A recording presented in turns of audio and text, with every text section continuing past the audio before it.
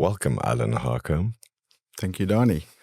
Nice to be here. Thanks for the invite. A little bit nerve-wracking at the same time as exciting, I think. One never really knows what one has, what value has, what value one has to add. So, it's a privilege to be here to sit with you.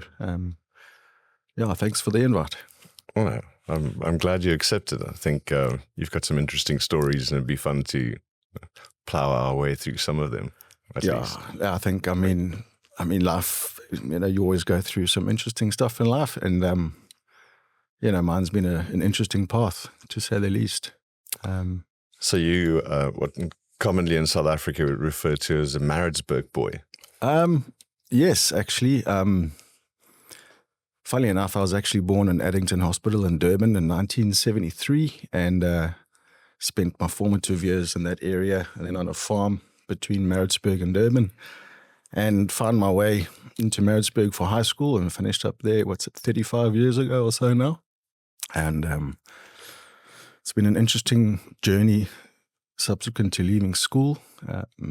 Spent a few years at university, then sort of trying to figure out what to do next after that, and I found myself working in the Eastern Cape in a small auditing firm, funny enough, and spent 8 years in the Eastern Cape, and then got an opportunity to head overseas. So I spent some time in Dubai, which was quite exciting, and then after that sort of returned back to South Africa, and that's where I found myself in Cape Town for the first stint, and I was here from about 2003 to about 2010. So before we rattle down your whole biography in one foul swoop here, you said an auditing firm in the Eastern Cape, so you studied accounting. Pretty much, Chartered accountant.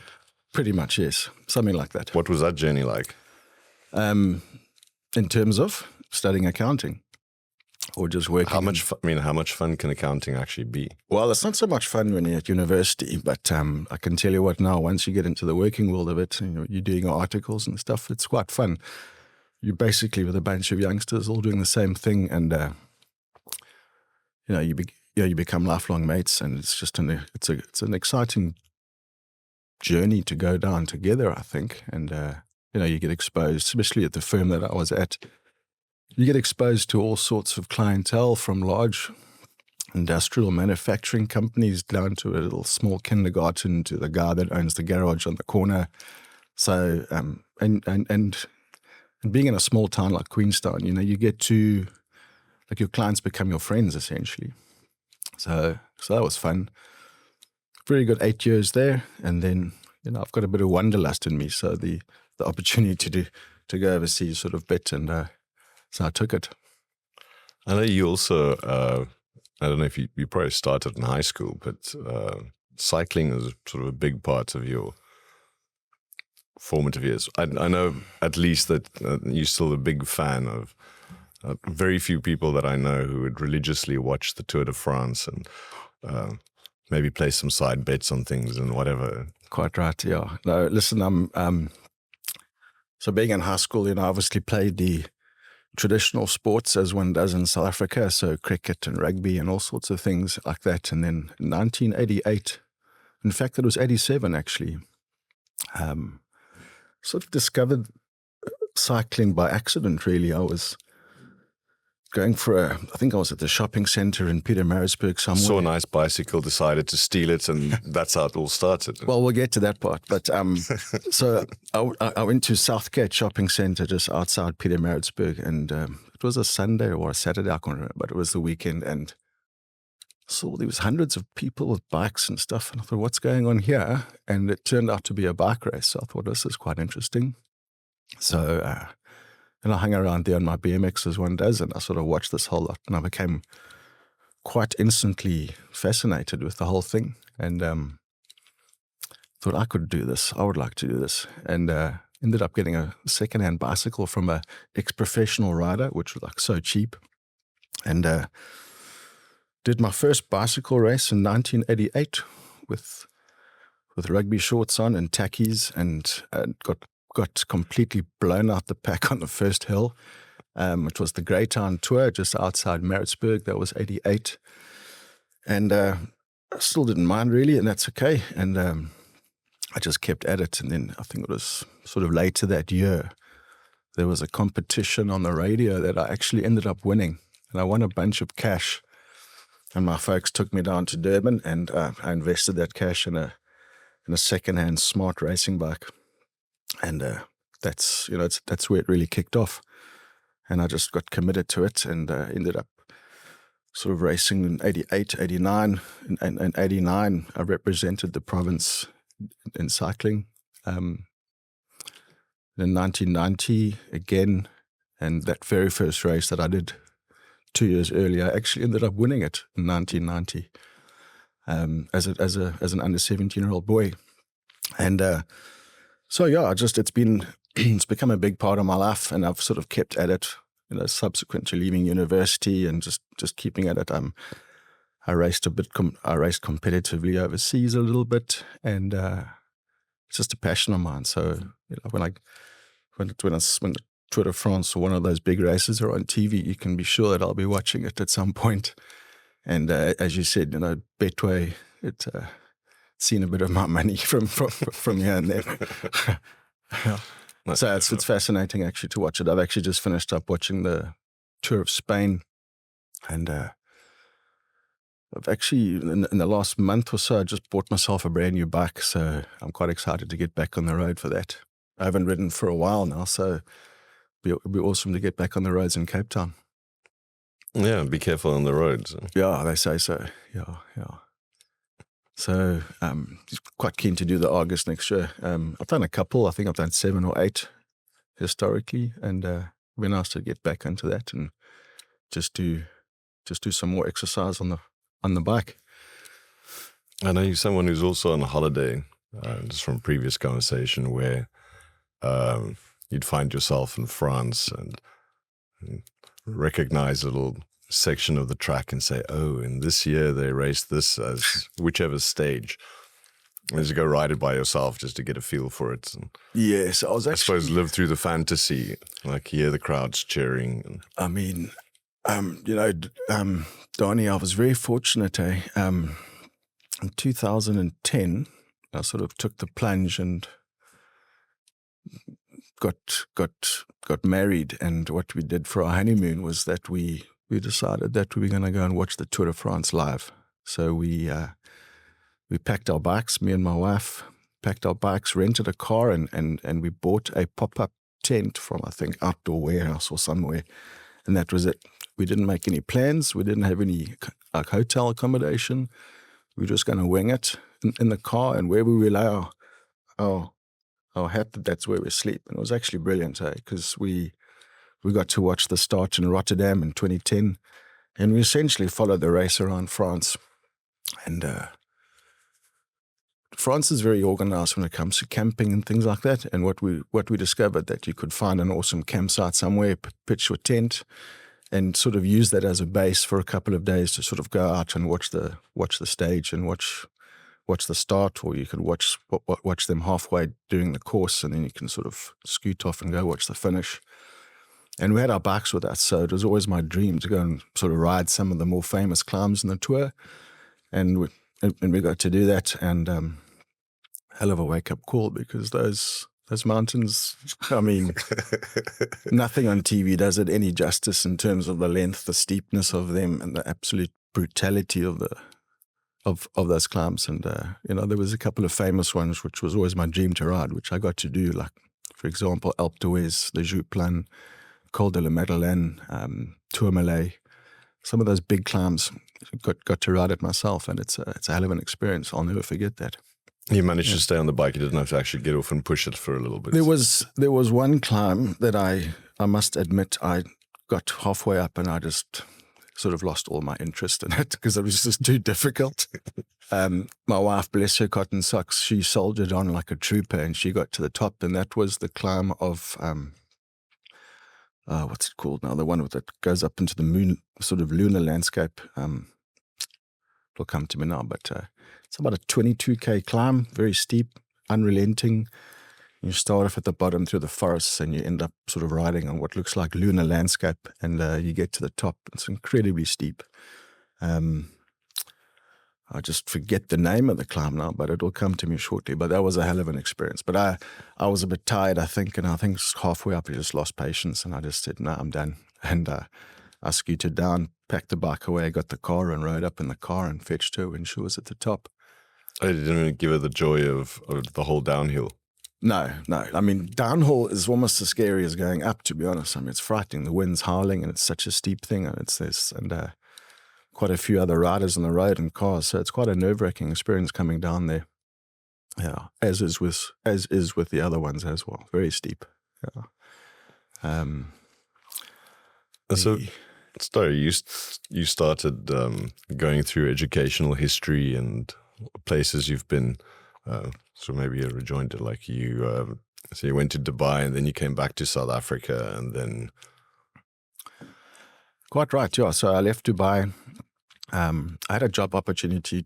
I started in Dubai for a while, and I got a second job there. But I came back to SA for a holiday. And I think while I was here, I was maybe a lot younger then, and like I just thought, let's just stay here. And so I moved to Cape Town. It was 2000 and sort of towards the end of 2003, I think, yeah. And found a cool job in Cape Town and lived there from 2003 to about 2010. And in that time sort of went through a whole bit of ups and downs in terms of personal life and relationships and stuff. And eventually got married in June 2010, sort of right at the slap bang at the beginning of the World Cup. We actually watched the first game at a local bar here in Cape Town, and then the following week got married, and the day after we were on an airplane over to France, basically. And then we came back after that. We spent 6 weeks in Europe, came back, and wasn't long after that we had packed our bags again. The sort of wanderlust kicked in, and we headed off to the Cayman Islands, where we picked up our careers in sort of towards the end of 2010, and spent the better part of the last 15 years in the Cayman Islands. Yeah, and just recently returned to South Africa. I've been in Cape Town back for 3 months now, and arrived back here in about the middle of March this year, and my wife and the 2 kids, they arrived 3 months later in the beginning of July. A little bit nerve-wracking coming back after spending a large percentage of your life overseas. Also a bit of a system shock in terms of the weather. Yeah, that was quite frightening. I mean, that was a wake-up call, because you live in the Cayman Islands, you cold isn't in any discussion. It's pretty much warm all year round, summertime, and in summer it's nice. In summer it's perfect. Then when it gets to like the middle of the year in the Cayman Islands, it's very humid, very hot, but you get used to it. And certainly I never really owned any warm clothes coming to Cape Town, so I was a bit on my back when I came back here. I had to invest in a whole bunch of things and borrow and beg and plead. So started my new role here in Cape Town on the 2nd of June. So it's been pretty much 3 months back in Cape Town. And in Cayman, you were working in Fintech, and now you've actually stepped into civil engineering. Yeah, I mean, I had a couple of roles in Cayman, both property development related, property management, property project management, and then I've sort of moved into the offshore financial services sector, essentially hedge fund administration, traditional hedge funds and all sorts of things like that. And then, Fintech, and that's pretty much been the sort of space that I've operated in with Cayman up until the time that I had to leave. Yeah, great time. And when you say you had to leave, that's because of obligations, visa style, something with. Yeah, so basically what happens there under the current rules and the current legislation, once you get to 9 years, you've basically reached your term limit in the Cayman, and you have to leave. And you've got a choice. You can either leave, or you can do a rollover. Well, you have to leave anyway, but you can do it a rollover year, and you can come back after a year, or you can apply for permanent residency, which was quite a difficult thing to do, and it's quite strict, and it's not cheap either. So we decided to sort of come back for a year and see what happens, and see if we can settle down here for a while. assess it as we go along, and we've got 2 kids now. They're sort of 14 and 12, so they haven't seen their grandparents for many years. So it'd be nice to sort of get a bit more accustomed to what South African life is like, and give them an opportunity to see their grandparents and things like that. And also my boy to go to like a South African school for the first time. The schooling in the Cayman is a bit different here, and they obviously run on a different calendar year from a school perspective. And there's no uniforms there, and it's very sort of American based in terms of looking and that sort of stuff. So not the traditional sort of upbringing or schooling that we may have had. Yeah, I mean, I remember growing up watching American TV shows or movies, and everyone's in civilian clothes. Yeah. This is like you get to go to school, is it? Because we all grew up with uniforms and ties. And that's right, yeah. There are 1 or 2 schools there that have a uniform system. The Cayman Islands, what do they call it? The Cayman Islands International School, CIS. They got some form of uniform going there, but it's all the wealthy parents put their kids there. It's very, very expensive. But we were happy where our little boy was. But, it's just a very simple, small school, no uniforms. And also there's no real sporting structure there. Everything's club-based if you want to play sport as a kid, pretty much. So, for example, he would play baseball after school, like through a club and things like that, and pickleball and cricket. So for yourself, as someone who grew up playing all the sports, that's sort of something you'd like for your son to also have a chance at trying. Yeah, at least to be exposed to it and sort of get to know what it's like to play in a team and have your mates around you, which doesn't really happen that side that much. Yeah. I mean, it sounds exciting for him. Yeah, but I mean, what a wonderful 15 years it was, pretty much. Beautiful place to live. The quality of lifestyle is fantastic. Lovely people. Access to travel is fantastic. We were like 1 hour flight away from Miami, which is a springboard to anywhere else in the States. So it was fantastic to go there, and spent many weekends and sort of long weekends in the States, and just to get to see different experiences in America. Sort of the kind of things, I mean, arriving back in South Africa now, having spent all that time abroad, obviously there's some cons, but a couple of pros. Yeah, definitely, I think. I wasn't really sort of certain how I would approach it when we returned. I didn't come back with a secure job lined up. I didn't come back with an idea of where I might end up living. I didn't have really an idea of what I might be doing. But and you sort of weigh those all up. But I think as you get older, I sort of took a very pragmatic approach to the whole sort of re-entrance back into South Africa, with basically a blank canvas in terms of what I should be doing, and just you start ticking off the things that sort of come to you, like. And it's amazing how things work out, and you just find yourself at the right place at the right time, that you end up having a conversation that leads to your CV being sent, that leads to an interview, that leads to a job. So there's amazing moments like that sort of are the springboard to like the next step, right? There's sort of a balance between order and chaos, like not over planning it, not trying to control everything. That's right. I think that's 100% right, Johnny. I think you would lose your mind a little bit if you try to be too controlled about the things that you have no control over. And so you just got to have a bit of belief in yourself, and and know your self-worth, and think things will work out. So Cape Town it was, and then you arrive in Cape Town with a suitcase, essentially, because all my stuff is on a ship somewhere, and other stuff was in storage elsewhere. And I was fortunate enough that my sort of younger sister had just recently moved down to Cape Town too, so I could use that as a springboard, as a place to stay initially until I get my own place. So it's the whole process, it's the job's the important thing. Then you got to phone your old bankers and try and figure out if you still have a bank account. Luckily, I'm banked with a reputable bank, so they were great. Then I came to Cape Town, and it's like you got to start looking for a car. You got to start looking for property to live, buying warm clothes, all these sort of things. So yeah, those things. Just got to be just got to have a bit of patience, I think, and those things will work out in time. And I'm happy to say I got myself the car and I found a place to stay, which was, I think that was one of the more tricky ones, was finding accommodation in Cape Town. Yeah, it's a tricky time for that. Yeah, and certainly not from my previous experience having lived here, which was it was a very, very easy to find place back in those days. And just when you come back to South Africa after being away for so long, you don't owe a cent in the country. You've got no credit score. You don't, and all these things were all new to me. And I thought, well, this is crazy. I mean, why can't these guys just look past a sort of rule and say, oh, you can't rent here because you haven't got a credit score? And I'm thinking, oh, okay.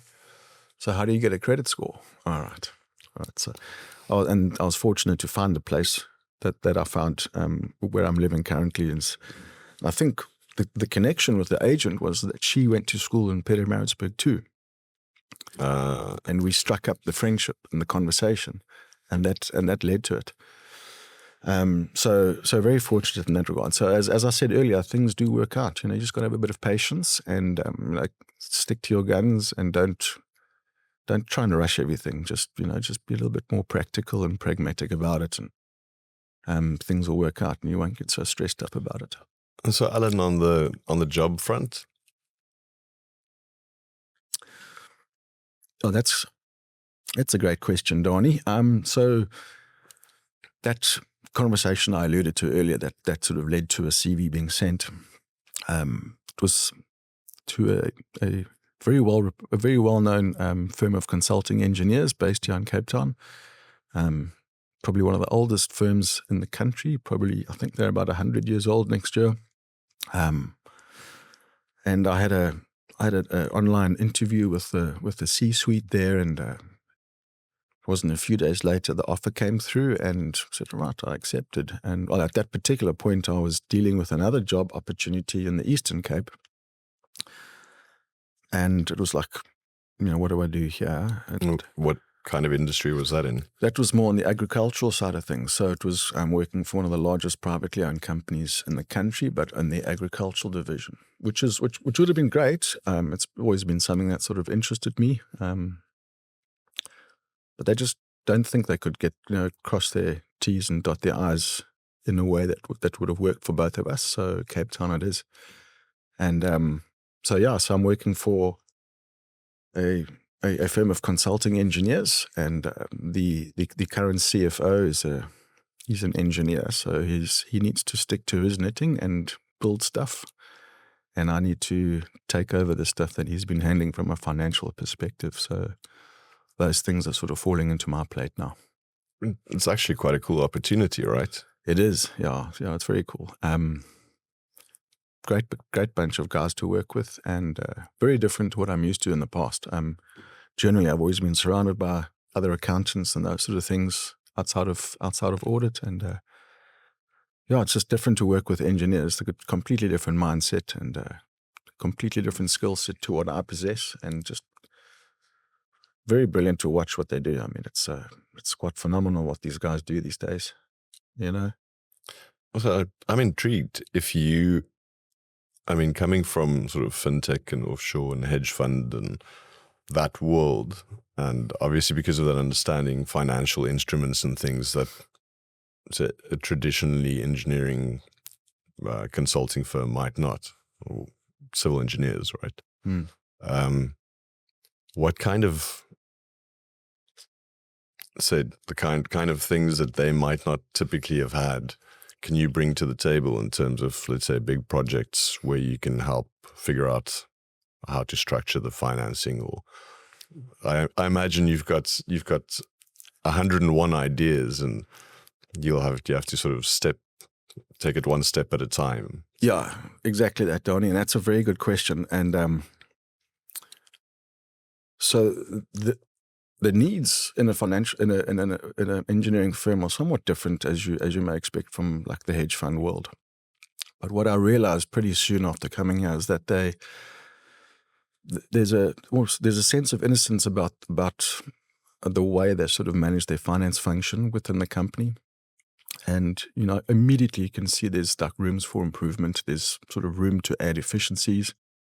There's so much scope for automation in terms of financial information and getting it from systems into a final destination. Their bankers and the banking structure and what they were doing, there's opportunity there to look for alternative options that are, sort of make it more worthwhile to put cash and get a better return. So just slowly but surely just implementing certain things that sort of look after the financial function in a more efficient manner. Bring the great wisdom of the time value of money into play. Yeah, and I think, they need to sort of focus on what they do. And I think, it's a very successful company. So the scope to add value as somebody who's coming on board from an overseas perspective and having been exposed to all sorts of fancy stuff that you might not necessarily see in South Africa very quickly. And whilst you don't want to overwhelm them, it's, as you say, it's a step-by-step process in terms of like small improvements, small enhancements. And also you got to be cognizant of the fact that people don't like change that much. You look within my finance team and some of them have been there for donkey's years, and you don't want to come there and steamroll them into all sorts of changes. So it's about hand-holding, guiding them through the process, making them sort of buy into the future of finance function and what it looks like, which is going to help them at the end of the day. We're just engaging this with small things at first, and as we get to the final end product of what the future of finances within the business looks like, it's I would like to help them be around for many years still, and if I can add value in terms of whatever that might look like, that's why I'm there. And they haven't had that sort of input for many years, and I think, as I said earlier, the CFO of the company is an engineer, and he needs to focus on what he needs to focus on and not worry about the financial aspect of the management of the company, really. Yeah, I understand. So we have the broad necessary overview, because obviously money is a bit like art, even though some people might not understand it completely. People know what they like. Yeah, exactly. I think that's where the whole trust thing comes in. So it's about building trust and building that relationship that you can, where he can sleep at night and not have to worry about certain things, and you can just guide him through the process.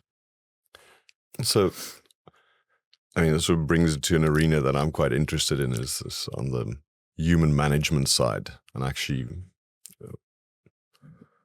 inspiring teams and finding ways to make sure that the communication is transparent and bring everyone on board, and trying to find everyone's super A game, help unlock the things that get them stuck and so on.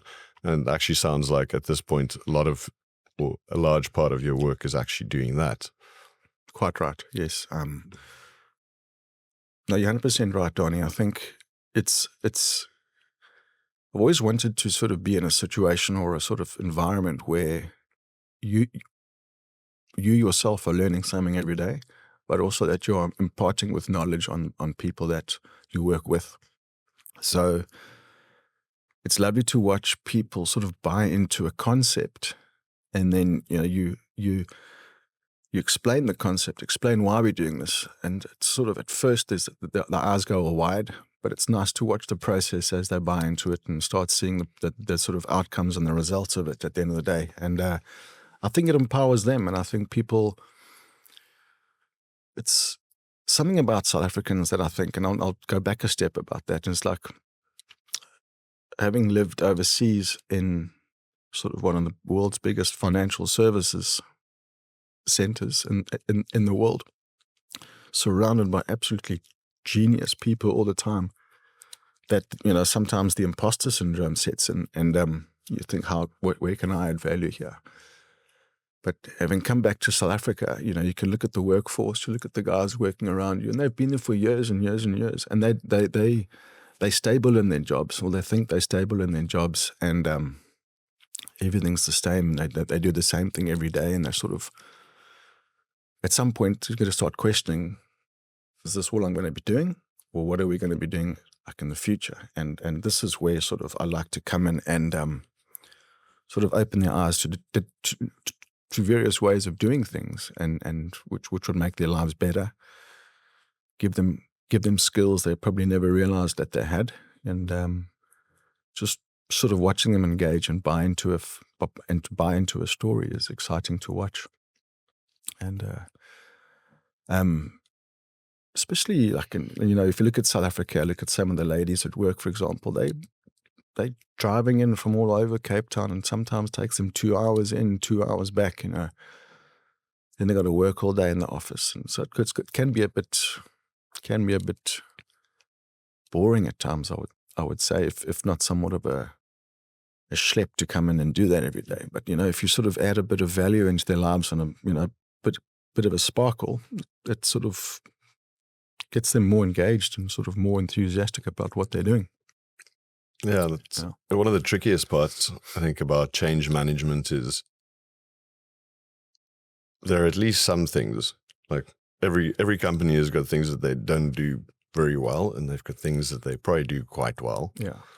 And you don't want to throw everything out and just try and start anew, because that completely demotivates everyone. Right.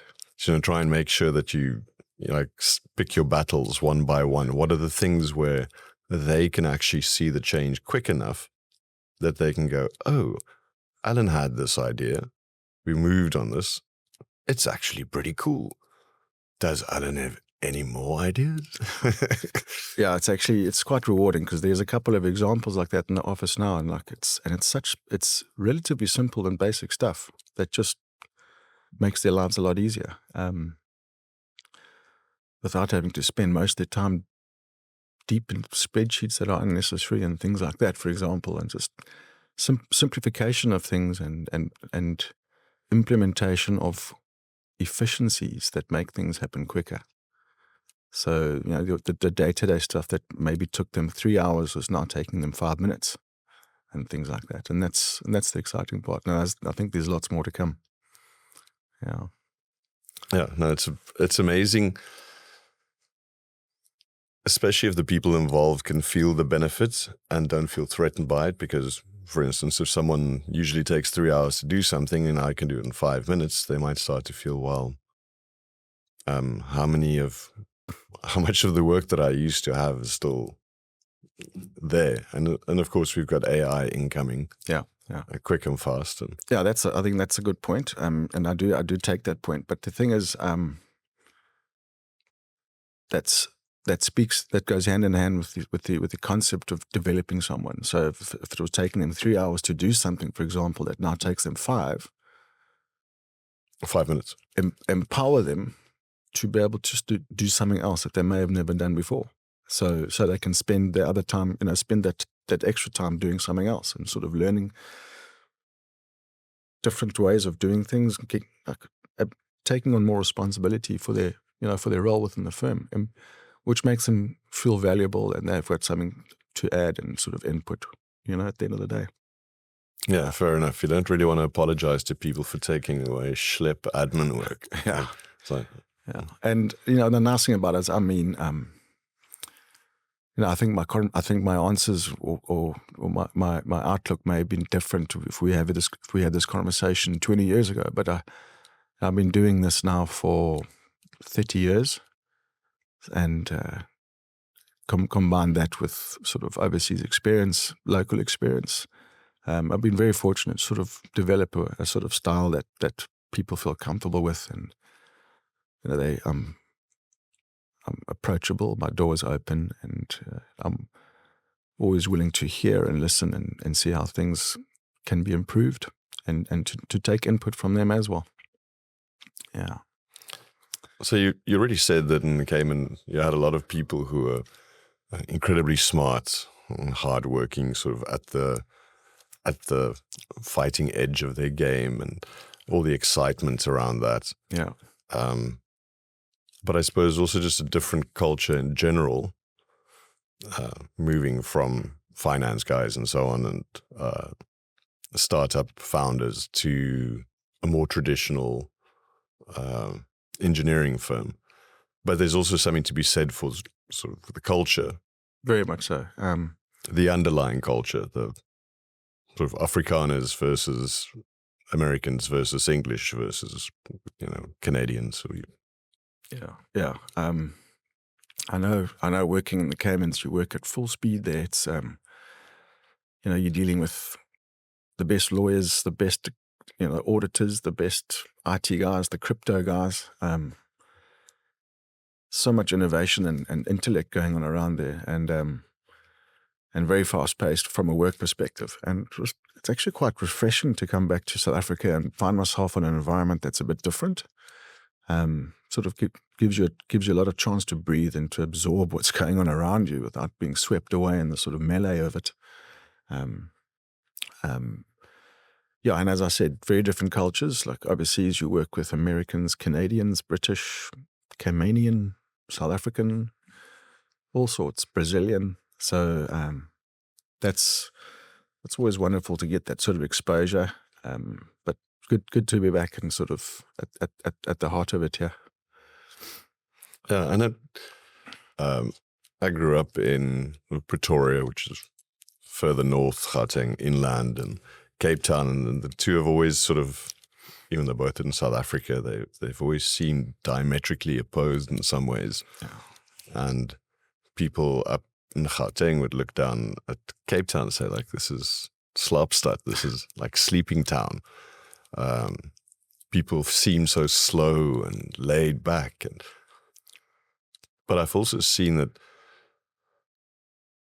sometimes there's, let's say, that sort of Johannesburg, Pretoria energy of frenetically trying to get everything done and everyone really moving quick. That doesn't necessarily mean you actually get to the right answers. And there's a lot of to and fro. And so even though there's a lot of energy being expended, it's not necessarily moving things forward, and not always true, of course. But I have noticed with a lot of Cape Town companies that there seems to be, it's more steady and there's more of a work-life balance, and it's sort of respectable to go surf before you come to the office, as opposed to just being like knocking away at it 18 hours a day. Yeah. I think you would probably find elements of it all here in Cape Town. There's probably industries here, and I know that Cape Town's a bit of a hub for the crypto world and also a hub for sort of South African hedge funds and all that sort of stuff. So I'm sure there's that element of hecticness in some of those industries. But to your point, I think you are correct. There's a sort of more relaxed feel, I think, in Cape Town. And people.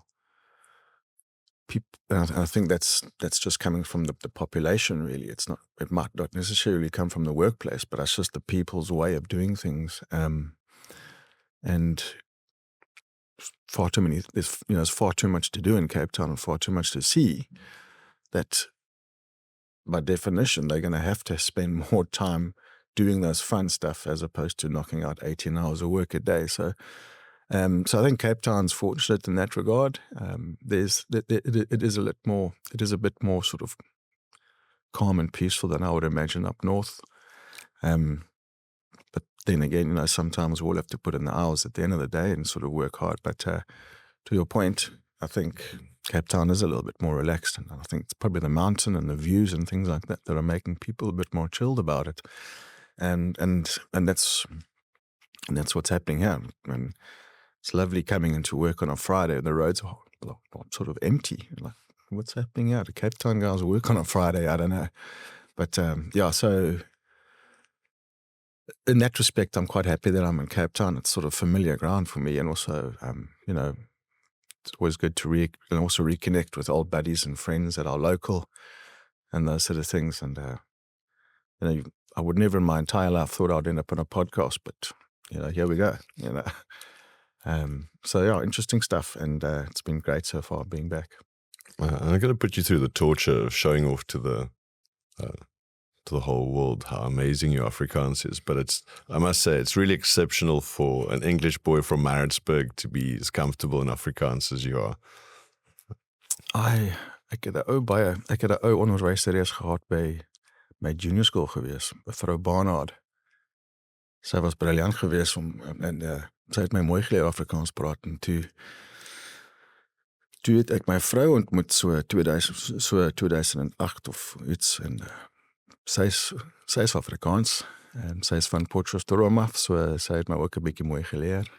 Veral as hy 'n bietjie kwaad raak. Ja, wat nogals gereeld is, verstaan. Yeah, so I think I guess I don't know. I guess I've just been. I do have a sort of slight knack for languages. I think I speak French and a bit of Zulu and Xhosa and Afrikaans, obviously English. So it's certainly something that's come quite naturally. The polyglottal accountant. Exactly. Yeah, I don't think I fit into the sort of the pure mold of what that may be. But so you're saying, I mean, Cape Town's a beautiful place to be. There are lots of things to do. There are lots of things to see. We spoke about cycling and how you recently got a bicycle, but you're waiting for some stuff to still land for you to actually really get going on that. Right, yeah. So most of my cycling stuff and gear is all on a ship, on a box, in a container on a ship somewhere here in Cape Town or somewhere. I'm not exactly sure where. I know that the container is being flagged mysteriously enough for a police inspection. I guess coming from Cayman is obviously a thing that's a bit dodgy. So that's the cops will have to have their run of it for a while before they release it. As soon as that stuff's out the harbour and whatever, they'll be good to go. Yeah, I like it. Yeah, and so obviously making cycling part of your life here is like one of the things you envision. But what's sort of the ideal state for you, let's say 5 years from now, assuming Cape Town is still like that the itch hasn't taken over again, you don't find yourself in some wild other country? Yeah, if the wanderlust doesn't bite, yeah. That's a great question, Don, and I don't actually think I've given more than 3 months into my future any much thought, let alone 5 years. So, but let's paint a pretty idealistic picture. Obviously, bicycle. That'll be somewhere. Some cycling. Yeah. Braai. Lots of braaiing. Lots of braaiing. Yes, we've got to have a braai. That's a piece of meat on the fire at least 4 times a week. Yeah, I'm pretty excited. You're not living the South African lifestyle. Yeah, I mean, we did braai a lot overseas, but not on a proper wood fire. So it's been nice to do that. And that's one of the things I enjoy about my weekends is lighting up some wood and a fire and putting some meat on there. Yeah, so 5 years, I mean, we've got some interesting times ahead. As you know, I mentioned the fact that I'm married with 2 kids. And they've just, as I said, recently moved back to South Africa. My daughter Jamie she's a Down syndrome child, 14 years old, very non-verbal, very sort of dysfunctional in terms of her cognitive abilities. She's essentially 14-year-old, 1-year-old. So that has sort of put us a little bit of a spanner in the works in terms of how the dynamics of the family fit into and where we're going to end up. I got all set up for Cape Town on the anticipation that, the family's going to come and join me when they've settled in a bit. And because of the unique needs of my daughter, Jamie, and getting the specific help that she needs, my wife has been a bit more pragmatic as to how we approach that. And what's happened subsequent, excuse me, what's happened subsequent to that is that she's found some sort of solid educational base where she is currently. It's just outside Plettenberg Bay, and she's giving that a test run for a while to see how that goes with her. School's not really an option for Jamie, so we've sort of agreed that we'll take the decision that she can stay where she is and see how it goes from a developmental perspective with the child, and to see how that goes in the future, and to sort of start making more bigger life decisions once we have some better idea of what that looks like and how transferable that sort of help is from where she is currently through to Cape Town, for example. So, for the for the near future, I'll be winging it here alone, which is fine. It is what it is. But I think, she needs the help that she needs on that side, and it's probably a lot more accessible with the support structure around her, with the grandparents and things like that. Sort of made the decision to go that way, so she will be up there for the foreseeable future. So in terms of 5 years' time, I don't know, Donnie. And I think that's the exciting part, is that I don't really worry about that too much. I've sort of taken a very sort of simple approach to being back in Cape Town, knowing that there are thousands of things to do here, thousands of wine farms to go and visit, thousands of things to do on the weekends, beaches to go to. But I'm just going to take it slowly and just appreciate where you are, and just to take a proper appreciation of Cape Town and for what it is, and how lucky we actually are to be living here. I think it helps to have been overseas for so many years, and you can come back with a sort of newfound enthusiasm and appreciation for what this country is, with and without its problems. And in particular, Cape Town. I mean, it's a very special place. It's it's not voted one of the best cities in the world for nothing. And sort of making the adaptation from living on a small island in the Caribbean to city living in a world famous city, it takes an adjustment. So I'm just going to take it easy and just really enjoy it, and sort of smell the flowers type of thing, and just one step at a time. So you were saying that for your daughter Jamie, that currently trying to set things up just outside Plettenberg Bay, and obviously with the support structure of the grandparents and all of that, are things going all right so far? Yeah. Does it seem like the kind of help that you've managed to get for her is? Yeah. So it's essentially full-time at home type schooling kind of environment. So there's a lady with the correct qualifications and sort of background and experience with kids like this, that comes to the house every day and sort of takes Jamie away, and that's she does all the sort of cognitive skills, and she feeds her, she reads to her and sort of shows her around, and also gives my wife the chance to be able to focus on what she needs to do. She's working remotely currently. So as I said earlier, I think the concept of a sort of normal school or a sort of traditional school for Jamie is not really an option. So we're going to go down this route with some sort of personalized individual care and from an educational perspective as well. No, it's amazing if you can get that, and if that works, right? Right.